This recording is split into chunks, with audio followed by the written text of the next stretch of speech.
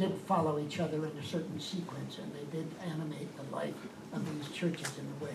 I doubt if there was something more important than the discipline and all of its ramifications in 1800, or more important than the relations of church and state and the apportionment of taxation, more important in 1820. Or, in my view, and this is perhaps not necessarily shared by everybody, in my view, nothing more important than the architectural explosion that followed the 1820s decision. So that's one way of looking at this chunk of the whole 400-year-old history. You've been an accommodating audience, and I should have invited you to ask questions before, but then you would have interrupted my chain of thought. If there was a train of thought. Time for a question or two? Just curious, was there a particular set of architects who kind of pushed the architecture through, or was it just a mass? Was it what then? Was there a particular couple of architects who kind of designed these, or was it a number of them? Yeah, yes, there were at that time, and there were no significant architects working in New Hampshire churches prior to the 1820s, 1819, 1820. Almost no significant ones. Charles Bullfinch of Boston was by far the most inspirational image. The Old South Church in Boston, which was built in 1727, was a very old example of something that people looked to, because that church there in Boston, if it were here in New Hampshire, there's no way you could have built it in 1727. So that the architecture in the cities was ahead of the architecture in the country, and so you have to be careful about about where the influence went and where it ran. But the most inspiring building, because it was so congregational and so very much like the meeting house. But the one thing different from the Old South Church and the meeting houses here is that it was built with a tower. And 90% of the meeting houses in New Hampshire were built without a tower. But nevertheless, the answer to your question is, I think, Charles Bullfinch is one, and Old South Church is the hardcore example. Maybe a second question, then we can dissolve into informal discussions, ma'am. Just sort of I've been a congregational minister for 50 years, just celebrated my 50 years. Congratulations. And there is a little addendum I'd like to add to your thing about. I'm sure you're probably Well, no, just please add one. just a modern version of what happened when the congregational societies, most of them did dissolve into the congregations. Yes. But unfortunately, what happened in a number of places, members of the society were not members of the church, and that Correct. they didn't want to give up their power over the building. Yeah. And that happened in the church that I served for 6 years in Deerfield, New Hampshire. When I got to Deerfield, it was a great congregation, you know, they were full of zippity-doo and kids and everything. And they paid the insurance, the fire insurance on the building, and they plowed the, you know, and fixed the roof. That is, the society did that. No, the congregation did that. See, and we all knew that if it burned down, the insurance money was going to the society, okay?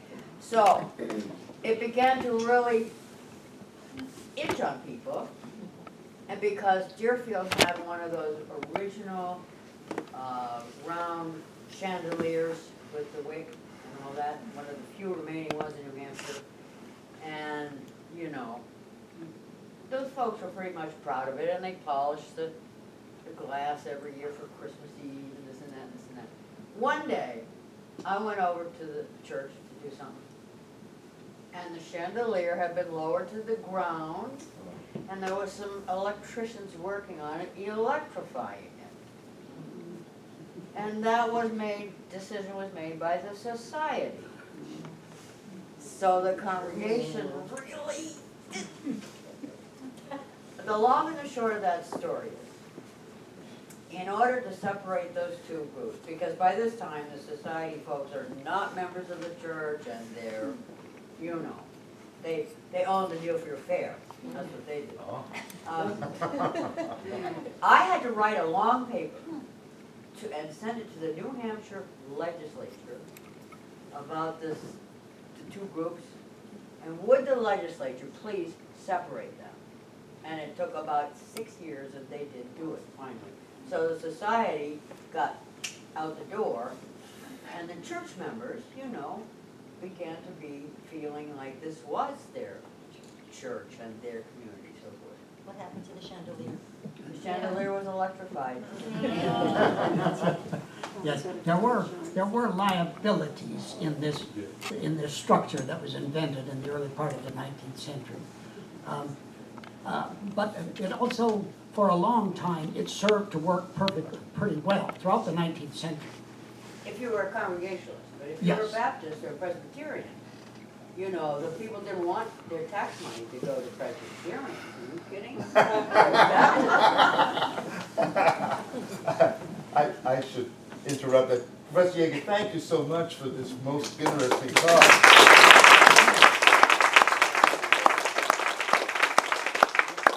We are a modest organization, but we nevertheless like to give you two mementos of your visit here. This is the history of Antrim's second 100 years. I'm not sure if you have it already.